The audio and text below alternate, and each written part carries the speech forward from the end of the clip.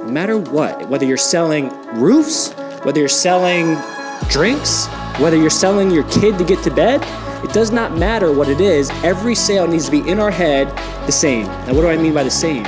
We need to have the control, okay? Because if you ain't creating genuine customer connections, building better customer relationships, and providing premier customer service, then you know, like I know, guys, you ain't making a difference in your wallet or the community, baby.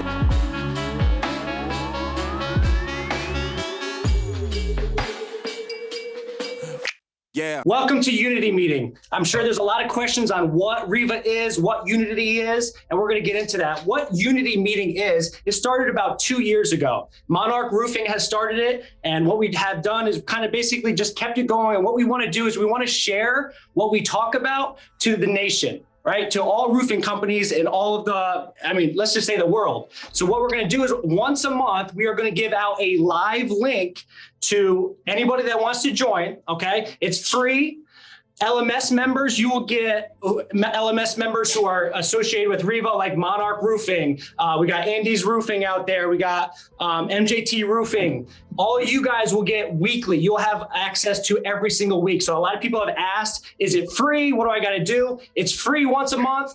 And what we're here to do is we're here to deliver purpose. We're always going to have a topic, obviously, to basically help you guys from your day-to-day operations, and value. Guys, I've run a lot of sales meetings in the 6 years I've been in this industry. There's two things that I think need to come out with all sales meetings. We need to have a topic, and today's topic, we have Deshaun Bryant. My gosh, we have a 30-minute limit, but Deshaun, please take as much time as you need, man, because if we get you in front of the camera, I don't care. I'll listen to you all day, and I appreciate you doing this, man, doing this for free, by the way. So we'll get to you in a minute, and then we need to have value. What do I mean by value? Value is a word that's often talked about, right? But value, what I want from value, and this is for sales managers, CEOs who run sales meetings, you need to give your salespeople, your team, something they can implement that day, okay? So after this meeting today, we should have 2 or 3 things for your team, for yourself to actually implement, okay? That's when I think we should get value out of sales meetings. So CEOs, sales managers that run sales meetings, make sure you have a purpose, make sure you're on time, right? And then make sure we have, make sure you're giving value, make sure you're giving something for your team to take away with. So when they're going to that first meeting, that first inspection, they actually can take something and use something, right? I'm gonna be taking notes on the whiteboard while Deshaun gives us a training today, which I'm so thankful for. I highly recommend you guys take notes. Just like the roofing process, raise of hands who went to the roofing process conference, okay? Awesome, right? Unbelievable, but I want to know how many people are actually implementing some things that they took away from that conference, right? My goal is I always try to get 2 or 3 nuggets. I call them 2 or 3 nuggets that I could use to implement. People say, wow, you spent $1,300 for a ticket to get 2 or 3 nuggets. Yes, because I understand that 2 or 3 nuggets will give me so much more value rather than just trying to cram my mind, trying to get a million things trying to implement, and then nothing happens, right? I had a notebook full of notes. I'm sure a lot of you guys that went to the roofing process have a notebook full of notes. When's the last time you opened it, right? I was one to actually have a full notebook worth of notes, putting it in my desk, and then not to look at it. Then maybe a year later, I look back, I'm like, oh my gosh, there's so many nuggets I shouldn't take away. Guys, today, from Deshaun, from Martin Pettigrew, who's gonna be on in a minute, from myself, if we can get 2 or 3 nuggets, sales managers, here's your nugget for right now. Every meeting that you hold, make sure you have a purpose and a topic, or else you're gonna cause resentment within your teams, and make sure you're giving value, okay? Success leaves clues. I love this line. Deshaun, in your story, your Instagram story, I saw that. You said, I know it's early, 7 a.m., right?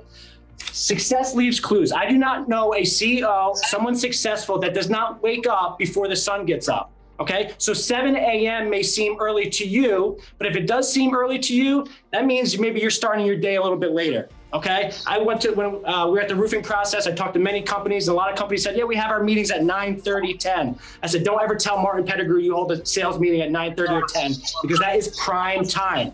Okay, that is prime time for your salespeople to actually starting. If you're not finishing your day before you start it, we need to start tweaking our mental prep, and we need to start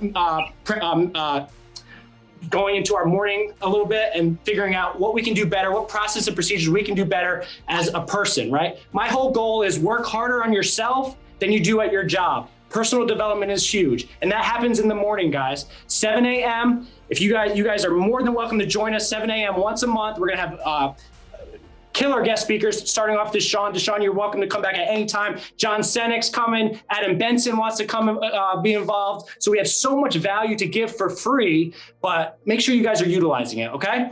So big thing, why? Okay, why have Reeva, who trains Monarch Roofing, share everything to the nation, right? The reason why is Martin Pettigrew said it best in his keynote speech. We do not compete, we dominate. And that needs to happen within the industry, and that needs to happen within your organizations, okay? If you guys have 4 or 5 salespeople, you guys are not competing against each other, right? You guys should be dominating the market and coming together as a team. Monarch Roofing, okay, who's on, all 3 locations are on live right now. What they do best, and a lot of people ask, what does Monarch Roofing do that other companies don't do? Monarch Roofing dominates, they do not compete. If you ask the leading salesperson in Myrtle Beach right now, John Jake sold over $5 million. He wants just as much success to another guy on the team as much as he wants his success. And it's true and it's real because they have been trained, they have been groomed to make sure that they are dominating, not competing with every once in a while. I see Chris Graham up in Guy Roofing, who was with Monarch Roofing. Chris Graham, shout out to you, buddy. Awesome to see you on, man. But first off, I want to get to the keynote speech. We're going to do a short clip, and then we'll go ahead and get in with Deshaun. So, awesome. So, our company, very proud of the process that we've done. And Dimitri made me promise that I was going to talk about our growth. Okay, we're a $40 million plus business this year. It's awesome. I'm really proud of this, but it doesn't really mean anything, guys, because our industry is a $20 billion industry. So you're going to ask me, why am I doing this? Well, I'm going to share my tricks or my tips and how we got to this point. Well, it's very simple. I feel like we're a very small part of this whole industry. It's a bit like when you're a kid, you're growing up, you look at the stars, you're like, wow, there's so many stars, and there's so many solar systems, there's so many other planets. We feel very small, right? That's how I feel. And we have a motto at Monarch Roofing, we say, you deserve the best.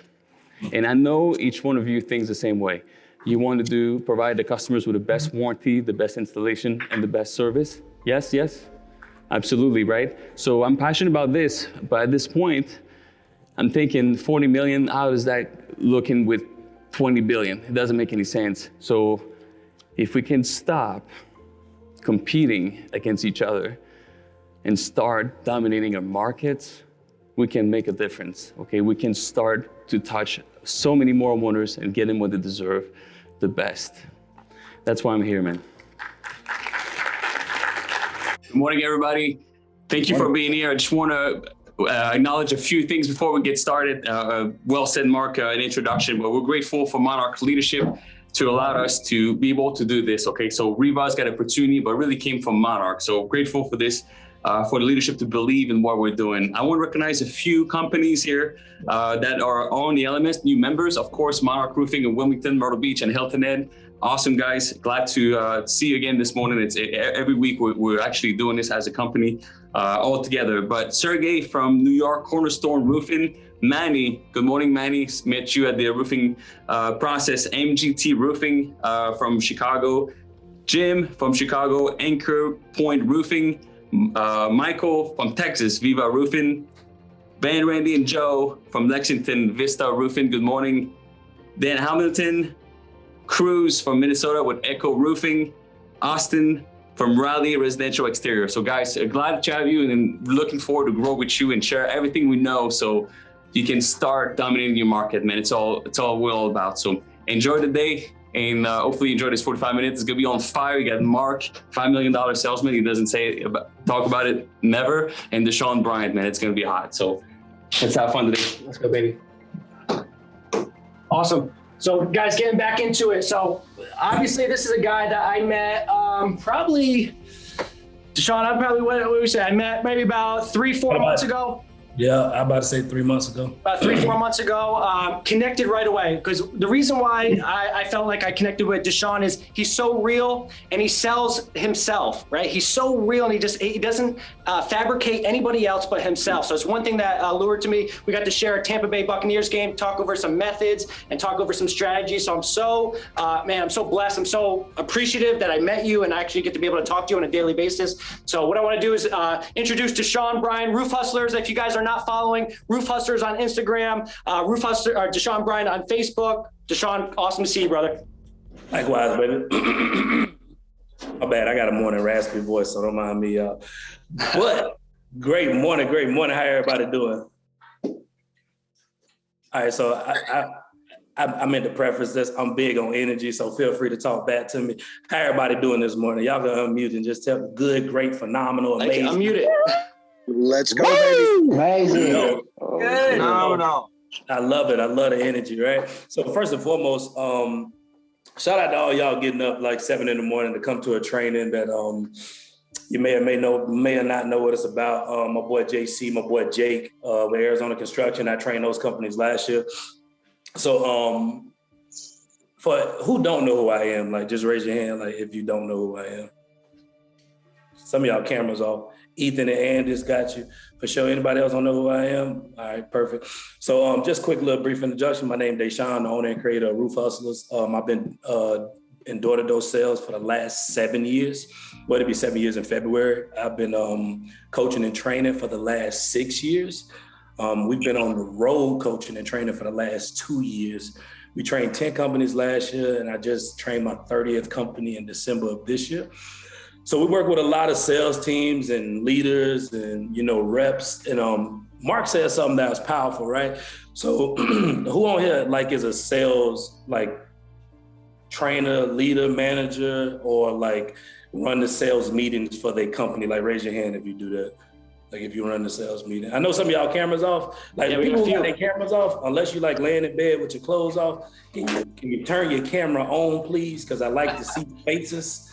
Like I love to see faces. So unless you like with your spouse and like y'all can't have y'all camera on, I respect that. But if not, I need cameras on. There we go. Carlos Rodriguez, I love it. Christmas tree in the back. JPA Roofing. There we go. If we can have the cameras on, please, right? So he said something powerful. When you host your morning meetings, I don't care what day it is, Friday, Wednesday, Thursday, stop making sales guys show up just to hear you talk about the same thing every week.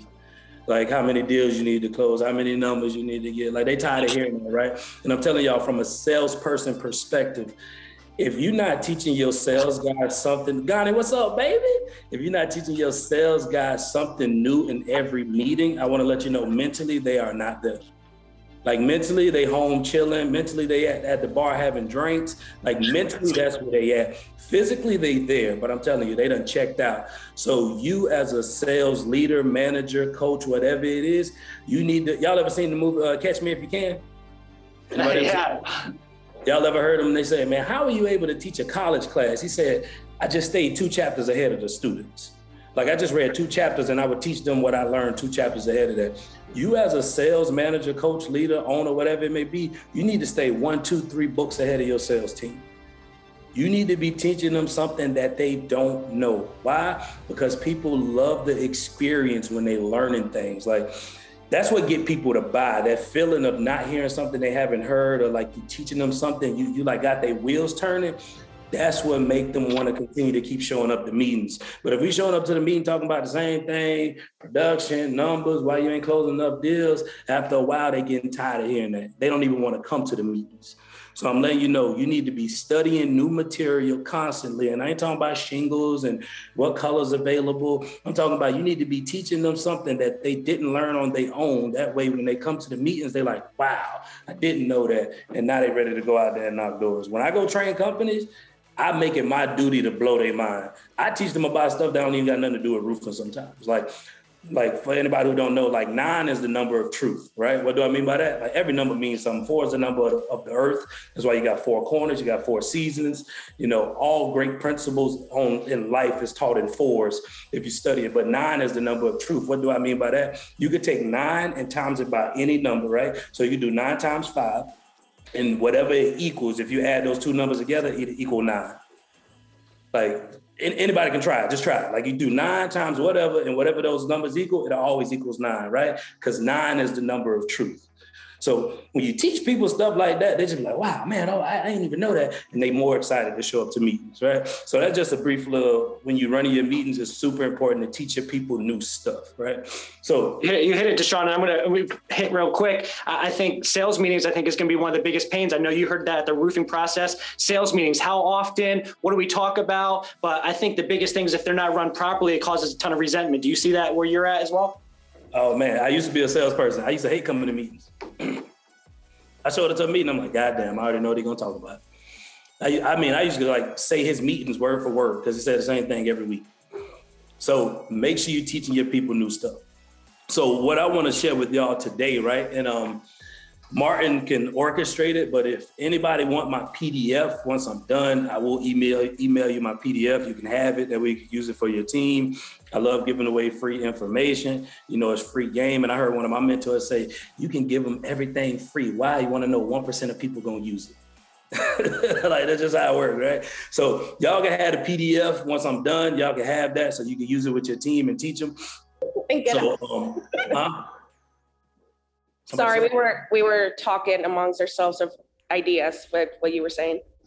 Oh yeah. I'm just saying, once I, like with my training, you can have the PDF. I ain't gonna show it, Mark, because if you're gonna be taking notes, okay, I just give it to them at the end. Okay. Y'all can have a PDF that I'm using, right? So a couple of people I train, they may have heard this, and if they have, it just might be a great refresher. Yeah, I see I'm the host, I can show, but I just want, well, I guess I can show it. Why not? You know what I mean? Why not? So just for the record, I do make my own PDFs. I know they're pretty snazzy, right? But anyways, so what I want to show y'all today is some quick tips on handling objections, right? One thing I've learned is most sales trainers and coaches and just leaders, right? They always teach people what to say when an objection occurs, right? So they say that, you say this. They say that, you say this. But I'm really big on different personality types, right? So you might have like a high C in your company and you telling him to say this when somebody say this, but that's not his personality type, right? So what I like to do is give the art of handling objections, to give people different options to handling objections when they occur or when they come up. And feel free to answer this question. Do anybody know when an objection is real? Like when it's a real objection, do anybody know when the objection is really real? Come on, y'all got to talk to me. I can't talk to myself. Somebody tell me when you think an objection is really real. When they shut the door in your face. When they shut the door in your face? I love that one, right? That's a great one, Austin. That means they don't even want to talk to you. Anybody else got anything when you know an objection is real? An objection is real when the customer says, I don't want to do business with you. Anything else they say about price or I need another estimate or whatever, that's just an excuse. That's not an objection. Amen. Like, I love it, right? So I want to be very clear. An objection is real is if you hear it 3 times. If they say that same thing 3 times, that's a real objection, and you need to isolate it and address it head on. But like she said, the majority of them just smoke screen their excuses. They just blah, blah, blah, right? So I want to give y'all the art of handling objections, not just what to say when they say this, but give you different methods, right? So the first one that I love to share with people is let them feel heard, right? As human beings, we all just want to feel heard. Like we all want to feel important. And just so everybody know, sales is just relationships. So for all my men in the building, just work in your relationship too. I just want you to know that if you let your wife know she feel heard, man, she'll love you to death. I promise, right? So, hey, so we're going to implement that today. Everybody going to implement that today, right, gentlemen? We're going to implement that today. That's right. So let them feel heard. First thing you want to do is practice active listening. Do anybody know what active listening is? Somebody give me an example of active listening. No women. What I think I heard you say was. Who said that? Andreas. I love it. Right? That's active listening. So when a homeowner tell you, hey man, I'm worried about my rates going up. I don't want to get dropped by my insurance company. Don't be that guy that say, you ain't gonna get dropped by your insurance company. You're protected by the active God law. No, let them feel heard. Hey, if I'm understanding, Mr. Cody, you're kind of concerned about your rates going up, man. Tell me a little bit more about that. well, I know if you file a claim, you'll get red flagged and your rates will go up. So I'm just kind of concerned about that. I completely understand how that can be a concern of yours. And then you address the objection. But let people understand that you hit them first. Because I'm telling you, most salesmen at the door, all they care about is hearing their own voice. Trust me, we all done been there, right? And the same thing with your spouse. When she tell you never listen, and you say, I do listen. That's an example of you not listening. If I'm hearing you right, baby, saying I don't listen, tell me a little bit more about that. It can tell you exactly how you don't listen, right? And then you can handle that objection with your spouse as well. So first thing first, let them feel heard. Like, let people know that, hey, I hear what you're saying. Tell me a little bit more about that. Because when you belittle people concerns, they don't want to do business with you and they just feel like you don't care about them and you're only there trying to get your own stuff accomplished, right? So the first one, let them feel heard. Second one, man, explain how it helped others. Y'all ever seen what it's called, the Make-A-Wish Foundation, right? If you ever seen the Make-A-Wish Foundation, you never notice they never really tell you how sick the person is. There's always a big story behind it. Like during the NFL draft, there's always a big story behind certain people. Why? Because you could buy into people's stories, right? That's what somebody always say, man, he got a good story. We should get him on a podcast, because the stories is what sell people. Because the way human beings are wired, for example, if it happened to you, then what? What's that famous saying? If you can do it, then what? Then anybody can do it. Then anybody can do it, right? So if you don't got no stories to tell, you're not selling at a high level. So for anybody who's fairly new or you don't have your own stories, for all the sales managers, as the guys that sold a lot of deals, you need to be sharing your stories with other people. Why? Because they can use that story to sell deals. My first year in the industry, we had a meeting and my boss was like, oh yeah, I had a homeowner with $1,000 deductible, was able to get it down to $300. And I was like, oh, really? My whole year, that's my story. Every person I met, oh, we got $1,000 deductible. Oh, we had somebody with $1,000 deductible. We was able to get it down to $300. I was selling deals all year with that story right there, right? So you sell, whoever got good stories, share them, give them to your new salespeople, because with no stories, they at a disadvantage. So we got the famous feel, felt, found. And the funny thing about sales and strategies and practices, right? Everybody say, I know that, but nobody does that. So it don't matter what you know, it's about what you actually mentally, consciously doing at the door. So the feel, felt, found, we all know that famous one, right? I completely understand how you feel, Mr. Cody. Mr. Mark felt the same way. But what we found out once we got up on his roof was he had a good amount of hail damage. We was able to help him get a new roof and get the insurance company to pay for it, right? So that's the infamous feel, felt, found. Another way you could use stories to sell people is you could literally just say, hey, yeah, Mr. Cody that lived down the street? Yeah, I know Mr. Cody. Man, when I went to his door, he didn't want to do it. He was telling me to get out of his face. He told me he didn't have no damage. And I just explained the process to him a little bit. And then Mr. Cody was like, go ahead and get up on the roof. So then I got up on the roof and I found damage and I came down and I showed him the damage. Then Mr. Cody was like, what we do next? So now we about to install his roof in the next 3 weeks. And Mr. Cody had the same exact attitude and energy that you had. Mm-hmm. So you use somebody else's situation and you sell that within your pitch, right? So explain how it helped other people. When companies call me and ask about training, you know what I do? I say, yeah, I work with a company in Oklahoma. They call First Priority Roofing. When I went out there, they used to average about 12 claims a week, and half of those claims didn't even have contingency signed. When I went out there, we closed 13 deals in 3 days. After we closed those 13 deals, that next week I left, they closed 34 deals in a week. Then they did 107 claims in a month.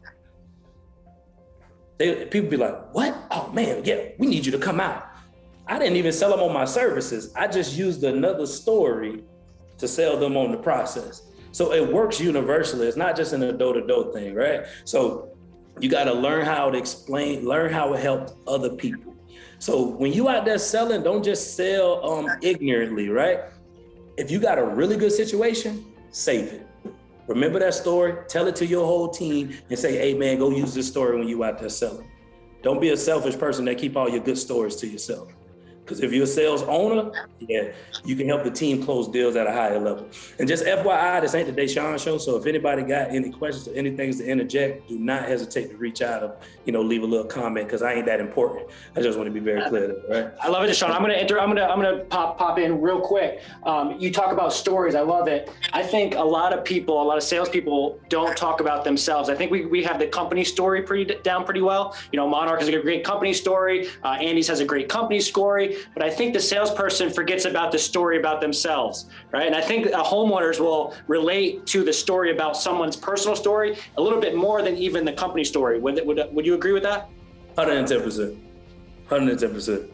In my first year, I used to, as funny as it sounds, I used to keep a picture of my son on my phone when he was first born. And I would knock on people's doors and they'd be like, oh, no, I'm not interested. And I'd be like, I completely understand, man. I just had a newborn. I'm just trying to make sure that he can eat. And I would show him the picture of my son, and it changed the whole dynamic of the situation. It was crazy. Oh my gosh, that's killer, man. And same thing. And I know all the Monarch Roofings are smiling, because at the end of our iPad presentation, I'm sure that everybody on here has an iPad presentation. If not, reach out to us. Let us help you with that. But at the last slide of the iPad presentation, we have personal pictures, right? Whether it's your son, whether it's your family, and we just leave it there, right? So it's the last slide of the whole presentation, and then we're finished, but we have a slide of our personal pictures, personal story in the background. We don't say anything about it. We start continuing, and what do? They start bringing up, oh my gosh, is that your son? And then that gives you an opportunity to start talking about your personal story. A little trick, a little nugget to implement today. If you don't have a personal picture in your presentation, go ahead and put one at the end of your presentation today. Something really easy to go ahead and implement something today. That little tip alone is worth coming here for 30 minutes. Go ahead, Deshaun. Amen, because that makes people feel human again, right? Because the thing I hate about door-to-door sales, as much as I love it, the thing I hate about it, the same person you go to their door and they tell you, like, get the F out of my face, is the same person, if they had a flat tire on the side of the road, would expect you to stop and pull over and help them out. But you can go to their house and they're like a straight jerk. So when you do things like that, it helps it become human again. They kind of like, all right, yeah, you just like me. This is how you get business, right? So that's just something to add to the game. Take the opportunity to start conversations, right? Objections come out when a need isn't being met. Remember, everybody wants to be understood and cared for. So some objections that come out, people have certain needs. So when people tell you, like, even when it's like time to close a deal, like we had a lady, I had a lady one time where it was selling a retail roof, right? And she was like, well, I just need to think about it. I don't know. So I said, ma'am, what could we do?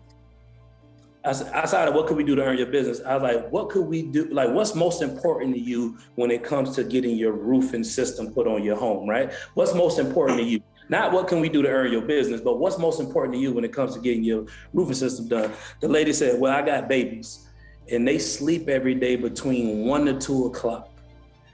I was wondering if it's possible that the crew can take a break between 1 and 2 o'clock. If you could make that happen, you can earn my business. I love that. And we closed the deal and we made sure the crew took a break at 12:45, then start back till 2:15, and we earned that deal, right? So when objections coming up, when people like giving you the runaround, especially for the people that sell retail roofs, take a second, get outside of yourself instead of trying to make it all about you. Find out what their needs are, right? Because even in relationships, right, the thing that ruins relationships is one person's needs not being met, so they go somewhere else to find somebody else that can meet their needs. And most people in relationships don't even express their needs, right? A homeowner ain't gonna express their needs to you. So it's your job to dig and get them to open up about their needs, right? So what's most important to you when it comes to getting this roofing project done? What could we do to give you the biggest peace of mind to move forward with our company today? And then that'll allow them to open up and express their needs, and then we can have a conversation about that, and then we could really overcome that objection. I had one dude one time, I was like, man, we want to give you a free inspection. He's like, nah, man, I'm good. I'm like, if you don't mind me asking, man, what's your biggest concern about this process? He said, man, I'm just worried about somebody falling off my roof, and I ain't trying to get sued. I said, bet, we got a drone. And we droned his house and we closed the deal. You know what I mean? So stop always trying to like make statements at people and start digging and figuring out what it is that you can do to serve them at a higher level, right? So take the opportunity to start conversations with people, dig a little bit deeper. This is one of my favorite ones, right? Ask, don't tell. How many people here like being told what to do? No, nobody. No, y'all don't like being told what to do? Anybody does. Y'all like it when your wife tell you to take the trash out now? Or, you know what I mean? And like, nobody don't like that, right? Like, think about how many times you just sat down and tried to tell your homeowner what to do. You need to do this. You need to do that. And it's like, no. So I teach sales guys all the time, stop trying to ask your way into it. Stop trying to talk your way into a deal and learn to ask your way into a deal. If anybody ever knocked doors with me, my boy Jake can tell you, I'm going to ask you about 8 to 10 questions. I'm going to dig. Why? Because the more questions I ask, the more information I got, and information change situations. And the more information I got, I can cater that situation at a very high level. And I work with a guy that says, man, I feel like after I ask a certain amount of questions, people are going to be like, leave me alone. I say, no, your issue is you working against human nature. Because the way human nature is wired, if I ask you questions, what people naturally going to do? Tell their story. They want to answer. They're going to answer them, right? Because unless you got like a straight up bulldog at the door that's like, man, get the hell out of my face, right? Most people going to answer questions. So objection help you understand people. Most salespeople focus on convincing why their solution is best. Instead, ask questions to understand their concerns. And once you get to the root, tackle it head on. So I want to give this one to y'all. I don't know if nobody ever heard me say this, but this is my go-to. Once I'm selling somebody at the door and the sale is not progressing, I stop trying to sell and I just take a step back and I say, hey, Mr. Andreas, man, if you don't mind me asking, what's really stopping you from taking advantage of such a great opportunity? Like, that's my golden question. If you don't mind me asking, what's stopping you from taking advantage of such a great opportunity? And people just sit. What'd you say, Mark? You're just so blunt. You're just so blunt with it, and they want to answer, right? You're kind of getting in the mind, the conversation in their head, right? Yeah, I just stopped selling. I'm done selling. I'm like, okay, the sale is not progressing. So let me figure out if I can get some more information to keep it moving. So I just stopped and say, hey man, if you don't mind me asking, what's stopping you from taking advantage of such a great opportunity? Now they got to sit there and really open up, right? And then I want to take it a step further, and I want you guys to stay away from verb-led questions and start asking interrogative questions, right? So what's a verb-led question? It can only end with 3 answers, which is what? Yes, no, maybe. Yes, no, maybe. That's what a verb-led question is. Yes, no, maybe. You want to do this or not? No. You want to do it? Yes. Maybe. That's what a verb-led question does. Yes, no, maybe. When you ask interrogative questions, it allows your homeowner to let you into their world and for them to start explaining really what they want or really what they have. So for example, it's like me saying, hey, Mr. Carlos, man, what would we have to do to make you feel comfortable about moving forward with our company? Like, that's an interrogative question to where now they got to open up their mind and say, well, if this happened, or what would we have to do to, what's another one? What would we have to do to make this estimate to your liking? Like all those types of questions. Say no, you can't say maybe, right? So open-ended questions. They gotta open up to them, and they called interrogative questions. And I'm gonna let you know, when you put people in a position where they feel they have to say yes, they gonna say no.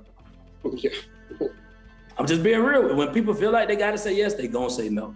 But when you put people in a position where you get them to what they don't feel like the pressure they gotta say no, they're more likely to say yes. And that's why you gotta give them those interrogative questions. What would we have to do to make you feel comfortable about moving forward with us? What would we have to do to get the ball rolling today, right? What's your biggest concern moving forward with this process? Like all those type of questions is interrogative questions. And I did heavy research on the science of asking questions, which I know like super interesting. Cause I'm like, man, what make people like answer questions a certain type of way? So I studied the information. And I got a son, he's 6 years old, right? When he was 2 years old, I don't know if any other men had these issues. I don't think women have these issues, but most men do. We got a high sense of urgency. And when my son was 2, I used to be like, hey man, you want milk, yes or no? Like, bro, you want milk, yes or no, right? What you want, yes or no? And then he became like 3.5 years old, 4 years old, and he would ask me for stuff. And that's how he asked me questions. Daddy, can I go outside? Yes or no? Daddy, can I do this? Yes or no? And I'll be like, let me think about it. It's like, no, what you need to think about? Yes or no? Yeah. Damn. Everybody with kids is laughing right now, Deshaun, because this happens the same thing. Yeah, yes or no. And I mean, like, yes or no. I'm like, what do you mean? Where do you get that? But you're right. We trained them. We groomed them to do this. And now I got to be like, man, bro, I got to teach you how to sell, because that ain't how you sell, bro. You can't ask me. So make sure, and I do gotta, man, I'm just gonna show y'all some love, right? So I can send y'all this PDF, and then I also got the PDF, The Science of Asking Questions. I will send y'all both of those, right? And this is just free game, man. I figure if y'all gonna show up 7 in the morning, I want to give y'all something that, for like Carlos Rodriguez, right? It's 3 of y'all in the room, right? But I'm pretty sure y'all sales team bigger than that, right? Four of us. Yeah. And it's 6 o'clock here. Well, Exactly, but I'm sure y'all sales team bigger than that. Any West Coast people? We got any West Coast 3 hours ahead? I was waiting for that. Anybody 3 hours ahead? I know we have someone in Missouri that's an hour ahead, and then 2 hours ahead. Any 5 o'clock AMs? Okay, so we ended at the 6, so maybe we bump it to 8 o'clock, Deshaun, next time, and then we'll get some West Coast on there. Yeah, but so like y'all whole sales team not there, correct? Yeah, so I run sales and I'm also one of the owners. But I'm saying y'all got more reps than that, right? Oh yeah, we do, yeah. That's what I'm saying. So I'm gonna give you the PDFs, man. I'll give y'all the PDFs so y'all can have it. That way when you got your team, now you got something new to teach them in the meeting, right? Sean, I'm gonna do something better for you, okay? Everyone that emails you for the PDF, that's showing that they care, okay? You let me know, and if they follow Reeva as well, we're gonna go ahead and send them out a hat, okay? I got a box full of hats. Anybody that reaches out to you asking for the PDF that actually wants free information, you let us know. They follow Reeva Impact as well, and then I'll send out the free hats, okay? They gotta get the address. And I want to be very clear, like, I usually only give out my information to the companies I train, like, because I feel like if they pay big bucks for me to come out and train, I'm gonna give you some exclusive information. But it's Christmas, you know what I mean? So why not, right? You know what I mean? Why not give away something free? So next one, take the educational approach, right? Don't focus so much on proving your homeowner wrong. So FYI, when I make my PDFs, I be typing fast. So like, focus spelled wrong, don't judge me. So don't focus so much on proving your homeowner wrong. Focus on educating them about the process that they are ignorant to. People admire teachers and like high-level professors and high-level trainers and coaches. Why? Because they teach them stuff they don't know.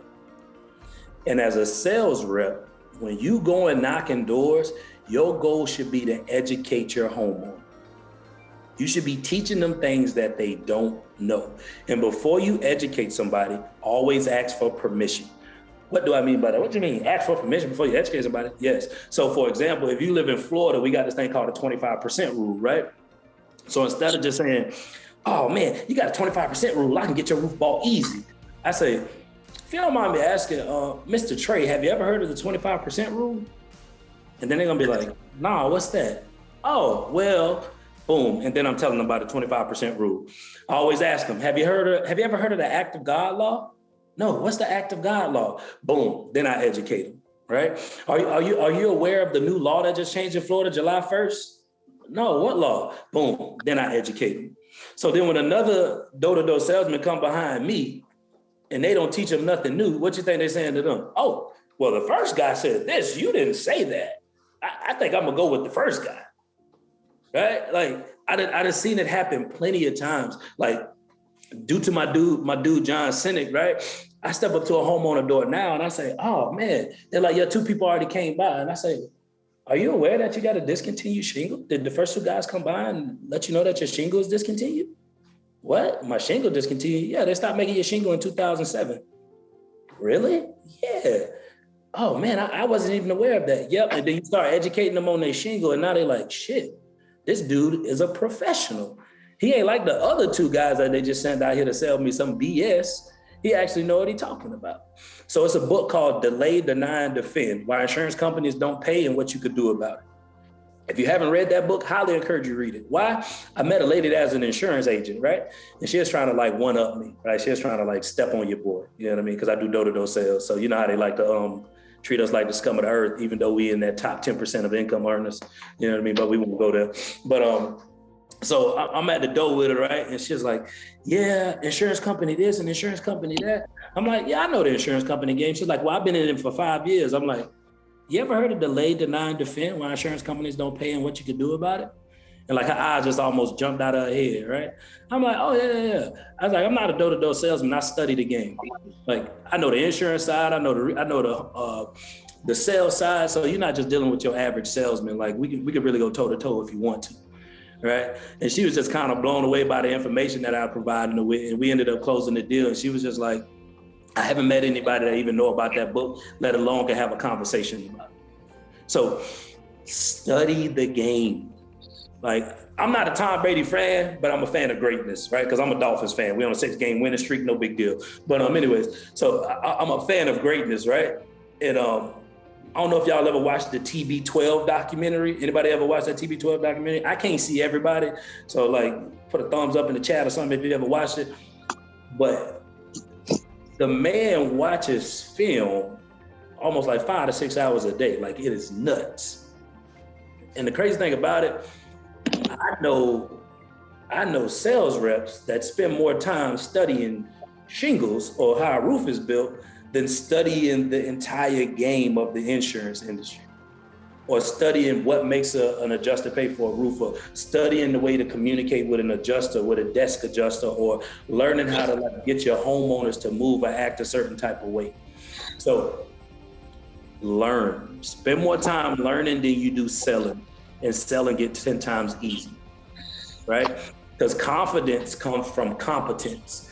And the more you are versed in a industry, a process, whatever it may be, your confidence is through the roof. And people ask me that, man, you sell with so much confidence. Yeah, it's because I know what the hell I'm talking about. Yeah, and I think that goes unnoticed, Deshaun. I think the morning time for me is the best time, and I don't think it takes much. I think when we start getting into our mindset of, oh my gosh, every day I got to do something. You know, you mentioned it to me every morning. You said you go to the bathroom, you take a book with you. You know, that 10, 15 minutes is your time. You got 15 minutes. 15 minutes of reading every day. You know, do that, multiply that by 7, right? And that's going to be 7 times more than anybody else does. Right. So it doesn't take much. I think it's a small little thing that people make like, oh my God, I got to spend an hour or 2 studying something or reading something. 20 minutes in the morning, 20, 30 minutes, getting your day started, prepping it up. So I love that. I love that. And the last one, but not least, right? Prepare for every homeowner. So I don't know if y'all was at the Roofing Process Conference, but if you came to my breakout session, we talked about the 4 types of homeowners and the 4 types of salesmen, right? And every homeowner, you handle objections a little bit different for each person, right? So you got the owl, you got the golden retriever, you got the bulldog, and you got the lab, right? So each homeowner is different when it comes to handling objections. When you got a bulldog and you're handling objections with him, right? You want to get straight to the point. You want to get straight to the point with a bulldog. You want to give them options, right? Make them feel like they're in control, even though you're controlling that entire situation. So for example, with a bulldog, if he give me your objections and he like, nah, man, I don't think I don't got no damage. You don't never tell a bulldog, you don't got no damage. Just say something like this. Well, what makes you think you don't got no damage? Have somebody inspected the roof or you inspected the roof? Well, I just don't think I don't got no damage. Well, I would just love to get up there and check it out for you, man. Matter of fact, you can come with me, right? But you don't want to challenge him, because if you challenge a bulldog, they're going to feel a certain type of way, and then it's just going to be conflict, right? You don't want to be conflict. So with a bulldog, you want to get straight to the point, tell them the results you're going to give them, show them how much time you're going to save them, and they'll love you forever, right? That's just how bulldogs are. When you get to an owl and you're dealing with their objections, right? They're a little bit different. With them, you want to give them some information. You want to give them stats, right? You want to let them know how you helped other people in the neighborhood when you're dealing with an owl. Because if you can give them social proof, an owl will love you to death. So their objections are a little bit different. It's not no heavy objections. It's just more along the lines of, why would my insurance company pay for me to get a new roof? Well, let me ask you a question, ma'am. Have you ever heard of the 25% rule? No, I haven't. Well, in the state of Florida, if you have 25% or more storm-related damage, your insurance company is obligated to replace the entire roof. So all we need is damage on 2 or more slopes and we can get your entire roof paid for. I know if you don't live in Florida, I know it's not fair, right? I go to other states and they're like, man, that's how you get a roof ball? I tell y'all no lie, I don't got a roof ball with 1 crease shingle on the roof. It don't even make no sense sometimes, I know. So that's how you deal with an owl. When you got the golden retriever, right? they so emotional, right? They're so flamboyant. They love to talk. So their objections 9 times out of 10, all smoke screen objections. So with a golden retriever, what you got to do is get them to commit. You got to get them to commit. That's how you handle the objections. And you know what, man, I completely understand. I can come back tomorrow or whatever it may be. I just want to make sure you do want to move forward in this process. If not, I don't want to waste my time. Like, you could be that straightforward with a golden retriever. You want to give them a little love, right? Also, a thing with golden retrievers that help them out with handling their objections, give them compliments, make them feel like they, you want to make a golden retriever feel special, right?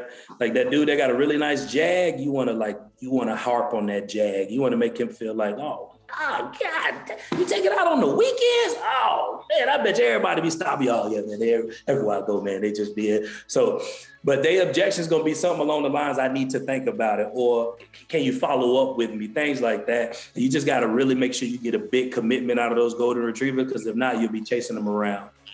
And with the lab, that's when you talked about on your breakout session. Yep. Don't mistake kindness for consent, because they're going to be the nicest people in the world for you, right? And they maybe talk your ear off, and then send you off. And you're like, oh, I got that deal. It's in the books, right? And all of a sudden they disappear. So I love when you said that at the breakout session. Exactly. And we all done dealt with that person, right? They talk to you for 45 minutes. They tell you they're going to do something and nothing happens, right? It's the worst. And then the last one is the lab, right? And out of all 3 personality types, the lab is the only one that ever need to talk to his spouse, right? So if you run into a golden retriever, a bulldog, or an owl, and they tell you they need to talk to their spouse, they got your ass. Like, they do not need to talk to their spouse. Just to be real. You need to just overcome their objections, give them the information they need to hear, then ask them to commit. Now, a lab, they need to talk to their wife or their husband. So what you want to do is encourage it. Hey, man, Mr. Peter, I highly encourage you to talk to your wife.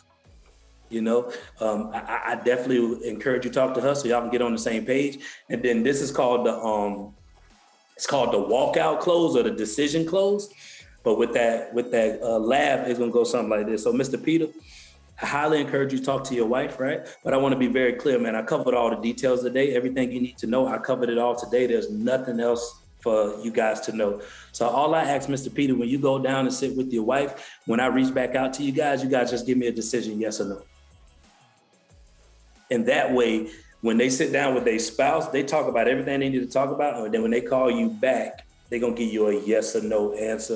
And you're not going to be chasing them around again, right? So you need to make sure you prepare your objections for every different type of homeowner, the objections that they're going to give you. Because once you can adapt to them, you can adjust your pitch and then you can execute. Because everybody don't handle objections the same. Everybody going to give you different type of objections. So that's why I teach the art of handling objections, and don't tell people what to say when people say this. Yeah, you said that at the beginning, Deshaun. I thought that was awesome. You don't have a script for objections because it doesn't make sense. And I get a lot of people asking me, hey, what would I say if they say this? And what's the answer? Well, it depends, right? It depends on the 4 personality types, right? For personality, I love how you put them in the animals. You know, Monarch Roofing does DISC, D-I-S-C, very similar, same thing. But you can't really give an objection answer if you don't know who you're talking to. I'm going to give an answer to an objection way differently if I'm talking to you than I'm talking to Chris Graham from Guy Roofing. You know, you're totally different personalities, and you guys are going to absorb the information. The personality types that you talk about, what are they for? They're how people learn and how people receive information. That's what the personality types are for that Deshaun's talking about. It's so killer to know these things, because in order to be a great salesman, in order to give the proper answer to any objection, you got to know who you're speaking to, right? You're not going to speak to the same as to your grandma than you are to your brother and sister if they ask a question. Right? It's gonna be totally different. So I think that's the biggest takeaway that I've gotten so far is there's no script, guys. Objections, there's no script. I get texts all the time. Don't, if you're gonna ask what the objection answer to the objection is, give me the personality type, the time of day, and you know how the conversation went with the objection. And then we'll be able to kind of diagnose and see where to go from there. So I love this part, Deshaun. Thank you for mentioning this, man. Nah, yeah, that's huge. And so all my sales trainers and the owners and everybody that's teaching your people how to handle objections, give them the art of it. Let them handle it the way they want to handle it, but give them different techniques and strategies to deal with objections, right? Because there's no right or wrong answer for stuff. It's just you got to adapt based on who you're talking to and the way they like to receive information. So you might have like a hard-nosed salesman. He's not going to let somebody know how they feel it hurt. Like, you know what I mean? If you got a bulldog salesman, he's not going to say, tell me a little bit more about that. No, he's not going to do that. He'll probably be the type that you take the educational approach. He might want to feel in control and educate that homeowner about something, right? Or if you got a golden retriever, they're probably more likely to tell stories. Like a golden retriever salesman, they're gonna love to tell stories about how I helped other people, right? And I messed that up. If you got an owl probably will take the educational approach. You know, so you got to be mindful of the way that you train your people, and you can't train people in a one size fits all. And people wonder how we have the success. I have the success I have when I go train people is because I don't train everybody the same. JC with Hero Roofing can tell you, when I knock doors with him, we had a different approach. When I knock doors with Jake, we do it a little bit different than when I knock doors with one of the guys called Larry. And then when I knock doors with like hard-nosed people, I'm like, I love it, but I need to soften you up just a little bit, man. Like you too brusque. Like you talking to people like they're your kids and they're not gonna respond to that, right? And just one more thing I wanna give to everybody that's a sales trainer, owner, coach. One thing I need y'all to let go is stop treating your salespeople like you training adults. What you mean? Like I'm training adults, right? Don't let cause somebody 25, 26, 28, 31, 32, 33 fool you, right? And you thinking cause they're an adult, they should know this or should know that. I wanna let you know, if you let the little kid in you connect with the little kid in them, they will learn and retain the information 10 times more than if you treat them like they're a 33-year-old adult and they should know this by now. Because anybody in who got kids, when your kids can't tie his shoes the first time, you don't say, God damn it, you're a failure, man. Get out of my face. Man, matter of fact, we just gonna buy you slides for the rest of your life. Like, nah, you don't do that. You say, come on, let's sit down and figure this out, man. Come on, let me show you how to do it again. But y'all so impatient with y'all salespeople. But if you treated them the way you treated your kids and you loved on them the same way, first of all, they'll love on you back. Second of all, they'll learn better and they'll be more present when you're doing your coaching and your training instead of just treating them like they're adults. And I'm telling you, man, I deal with a lot of companies and I work with a guy that was 65 years old. And when I first pulled up to the company, you know, he had his nose up like, what this young dude gonna teach me? And once I was done my training, he was the first one that called the owner and was like, man, thank you for having him come out. Like he reminded me why I started doing this, and he reminded me of like what it felt like when I first got into the industry. And it's because I don't treat nobody like they're adults. I treat everybody like they don't know. I treat everybody like Ghani can tell you. I trained Ghani company, and Ghani kind of heard the training before, but I ain't get up here and teach it any different because he done heard it or Jake done heard it. I still teach it like they never heard it before. Why? Because he might get a new nugget this time that he didn't get the first time. Because we already, I don't know if y'all know, but we lose like 80% of the stuff we learn in 24 hours, unless you really study it. Love it. So love it. Treat your salespeople like kids, man. And I'm telling you, they will operate on a whole nother level for you instead of treating them like adults. Cause I ain't never seen a math teacher when a student can't get 1 + 1 or 2 + 2 in the first week, they just kick them out of class and say, you know what, man, you just retarded, get out of here. But that's how y'all treat y'all salespeople when they can't get the script the first day or they can't do this the day. Man, man, this just not for you. Sink or swim. You can't swim. Get out of here. It's like, no, man. So remember that. Let the little kid in you connect with the little kid in them. And I'm telling you, they'll retain information more and they'll be way more present in your meetings.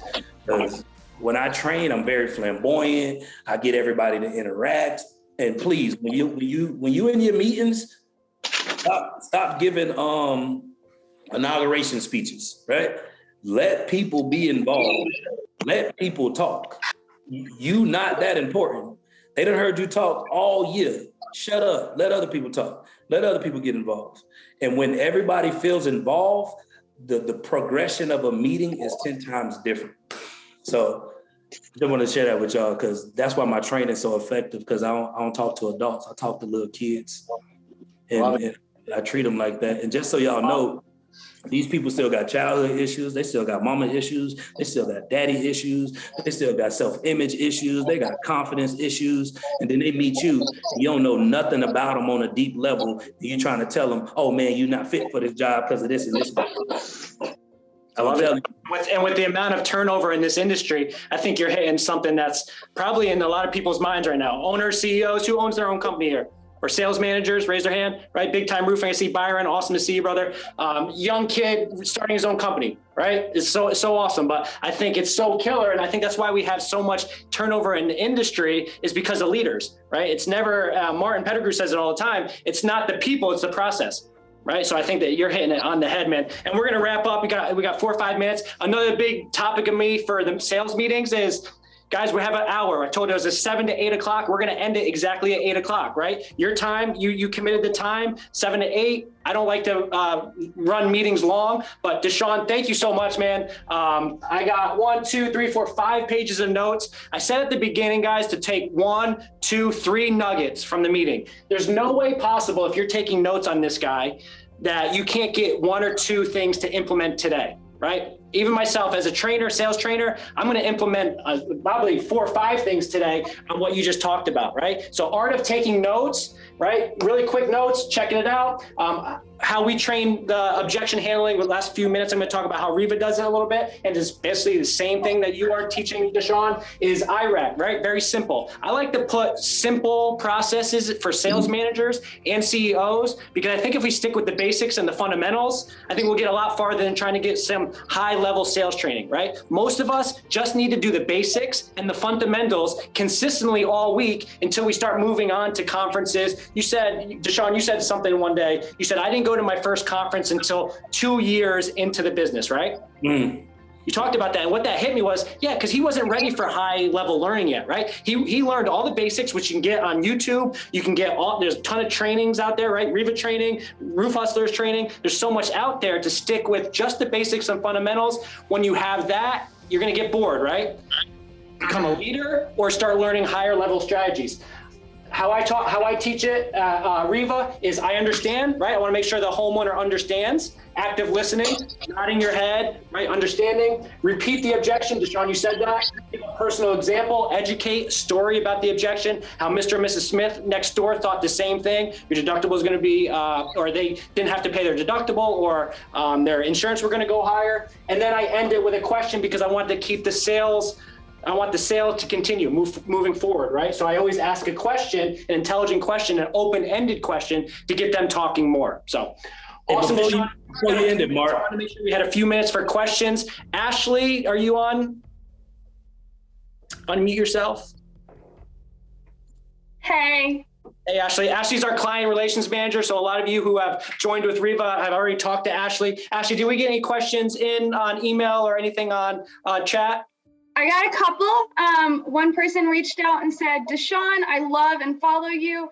I see that you still do door-to-door yourself. How does that help, or does that help with your training? Yeah, it helped because I'm still in the game, right? You know what I mean? So I still get to see what's actively going on right now in the market presently. So it's different if I come train a company and they're like, when the last time you knocked? I'm like, well, I don't knock doors no more. I just come do it. I don't think no company will be like, yeah, come train us, right? So I still go close deals when I'm home, and I try to do minimum because I go close like 10 deals and be like, shit, what I just did, right? So I try to keep it very minimum, but yes, I still knock doors because I believe that you can't teach what you do not know, and you can't lead where you will not go. So I like to stay ahead of the pack and running in charge. Love it. Was there any other questions, Ms. Ashley? Yes, I have one more. Deshaun, are you familiar with the Monarch roofing machine, the way that they lay out their business? And what do you think about the idea of the inside and outside sales? Okay, so I just got the book, and Mark and Martin told me what they did, and I'm jealous, right? Because I wish I had inside sales, because then I can go close 30 deals a week, and then I got somebody inside of the company like running that stuff for me. So for everybody who don't know, the reason why they sales guys can sell $5 million in a year because they're a team, right? Like, and they provide great leads and all of this stuff. Because when I did a coaching call with just their team, they're like, yeah, that's our guy. He did $2 million, and I'm like, what? And then Mark said, all right, man. Well, let me tell you. So yeah, we do give them leads and do this. I'm like, oh, okay. So I love the inside sales, outside sales. It is a game changer in my personal opinion. I'll probably never get to experience that because I couldn't see like me going back to full sales. But if anybody trying to implement in that company, I think it is phenomenal. It is a game changer, and it keep the company running smooth, like a smooth system. But I'm gonna read the book to get more insight, but I think it's a great process. Awesome. But, you got the book in the mail, right, Deshaun? So I know you want to end it, Mark, but I just wanted one thing with y'all. I don't know if we got it, but for some of y'all who know or don't know, Daughter DoCon coming up, and it's January 14th through 15th. And I got nominated for I love that, Michael. I love that, man. My kids still sleep. I thought they was gonna wake up by now, but they ain't come in here. But I'm a daddy first, salesman second, right? But I got nominated for most influential leader of the year and biggest hustler of the year, right? So I don't know if any of y'all have voted yet, but if y'all enjoyed the training today, would love y'all vote, because we trying to take this thing home for the roofing industry. Because Daughter DoCon like a big solar thing. So to have a roofer win most influential leader of the industry and biggest hustler of the year, like I think it'd be dope. So if you haven't voted, please go vote. We was gonna have like a little link or something, but we don't got the link. And we'll send the link out. And Deshaun, anybody that emails you a picture also of them voting for you on that, all you gotta do is basically, it's d2dcon.com, right? And they got industry awards. We'll also send them out another hat as well. Okay, so vote, guys. He just gave you an hour of free knowledge. There's nuggets all over this place. I mean, the least we could do is vote. I voted, Martin voted, we had all of our crew here, Reeva voted. So please give them that much of the benefit of the doubt, because man, it's so awesome for you to join us for an hour for free. Yeah, it only take 30 seconds. I promise y'all, it's easy peasy. And if you just click on Deshaun, and then they got most improved company, Hero Roofing. They're my people, both for Hero Roofing too.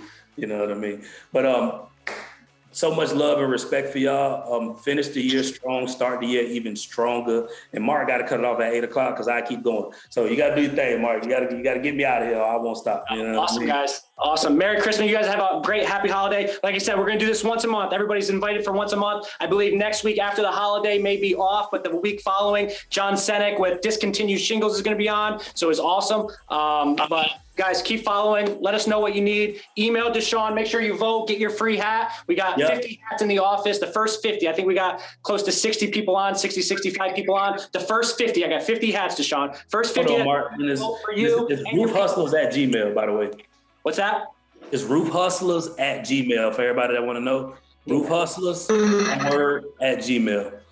Yeah, you just tell me you want the PDF, and then I'll send it over to you right now while I'm on the computer, because I ain't gonna lie, I be forgetting. So I will send it right now. Awesome. PDF, email, and then a picture of them voting for you. We'll get them a free Reeva hat. Okay? Y'all be blessed, baby. Sounds good, guys. Hey, take it easy. Have a great holiday.